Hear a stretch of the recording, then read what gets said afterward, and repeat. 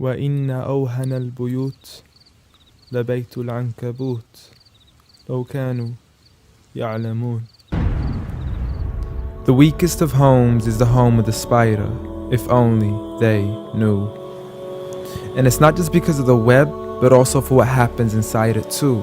The most fragile of homes, home to the most ferocious of family feuds, a husband and wife relationship that is solely based on being used for consummation. See, as soon as they finish mating, the wife would then consume the body of her own husband. It's disgusting, and so can the children be too. See, as soon as they mature, they would chew upon their own mother as a source of food.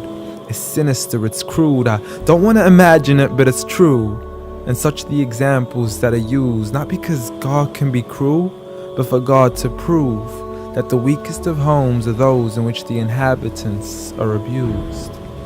See, marriages are meant to bring happiness, and the home is a refuge of tranquility and comfort to all those who walk through. And if you ever do happen to fall into disputes, you must learn to understand that the marriage isn't always about you. Rather, it's learning to live together as one, although we are still living together as two. In a home where everybody knows that they belong, with love, kindness, and mercy, so we could all just get along, and there's no need for fighting every time something small goes wrong. Because you can't build a home upon violence and then expect it to stand strong. I mean, what kind of man would harm his wife in the darkness of the night, leaving her to bleed as he scars her for life, having to cover up her bruises as she tries to hide them from sight? See, he's so focused on her responsibilities, but fails to realize that he also owes her rights. See, as a husband, you're meant to provide, protect, respect, guide, and guard her. You are her garment, her lifelong partner, her Prince Charming who should charm her, her knight in shining armor. But a night has turned into a nightmare as he spends his nights trying to harm her. As she begs him on her knees, please, I need you to be calmer. I urge you, see, patience is a virtue. I never even heard you. I promise I didn't mean to hurt you. Please don't be mad.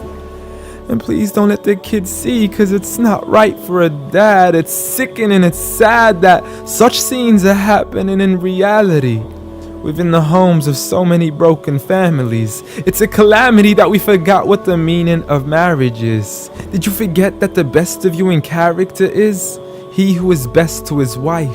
The best of advice from the one who never harmed a servant, child, or wife in his whole entire life.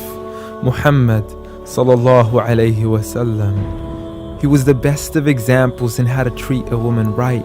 See, if his wife had cooked something he had liked, he would eat it, and if he didn't, he would leave it without expressing an ounce of dislike. He would even refuse an invitation to food until his wife had also received an invite, and he would help around the house too, just to make her workload light. He was the pinnacle of being polite, and he taught us that the strongest of men is not he who knows how to fight, but rather he who restrains his anger right at the moment of strife. So have patience, brother. I mean, you wouldn't allow it for your own mother, daughter, or sister. You wouldn't bear to watch another man punch and kick her, so the next time you even think to cause her trauma and hit her, you need to understand that she too is another man's mother, daughter, or sister. So dear sister, no human being deserves to live a life of violence alone. So if he doesn't treat you with kindness, don't live in silence trying to fight this on your own. Rather seek help from God first, and don't be afraid to then pick up the phone and let your people know that you are no longer willing to live in the weakest of homes. Violence against women? Islam says no.